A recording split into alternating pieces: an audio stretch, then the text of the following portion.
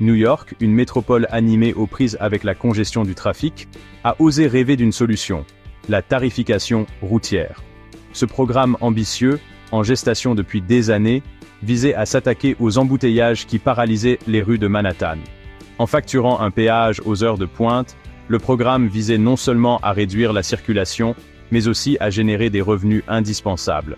Ces recettes, une bouée de sauvetage potentielle pour le système de transport vieillissant de la ville, étaient destinées à des projets cruciaux relevant de la Metropolitan Transportation Authority, ou MTA.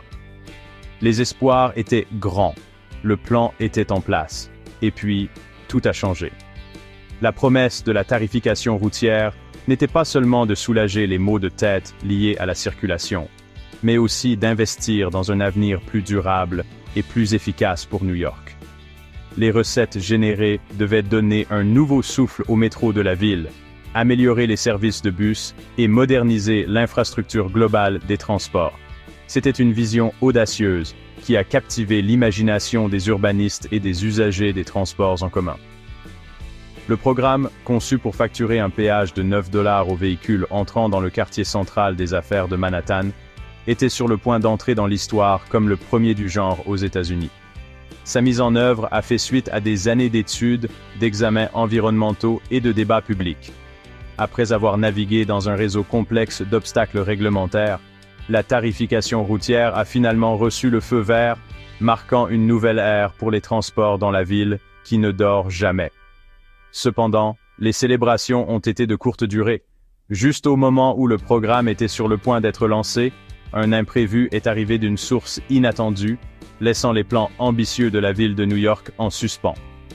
Le rêve d'une ville moins congestionnée et mieux connectée, alimenté par la promesse de la tarification routière, était confronté à un avenir incertain. Le 19 février 2025, dans une décision qui a secoué la ville de New York, le département des Transports des États-Unis a brusquement retiré son soutien au programme de tarification routière. Cette décision, communiquée dans une lettre à la gouverneure de New York, Kathy Hochul, a effectivement stoppé le programme à peine 3 mois après qu'il ait reçu l'approbation finale sous l'administration précédente.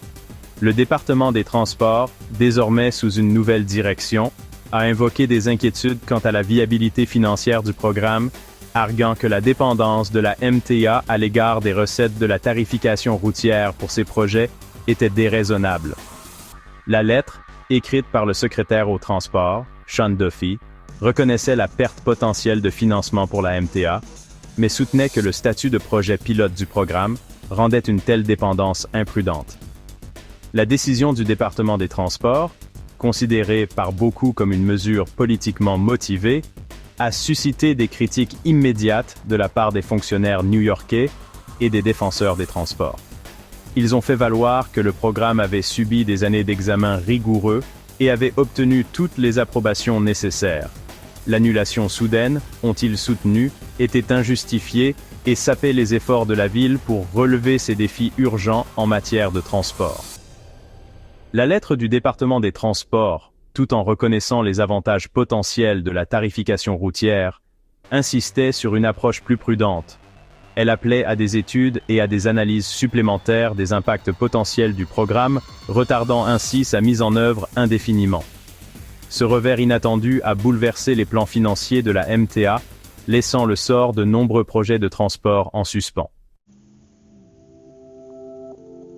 La décision du département des Transports de retirer son soutien à la tarification routière a envoyé des ondes de choc à travers la ville de New York, déclenchant une tempête de réactions de la part des politiciens, des responsables des transports et des New-Yorkais ordinaires.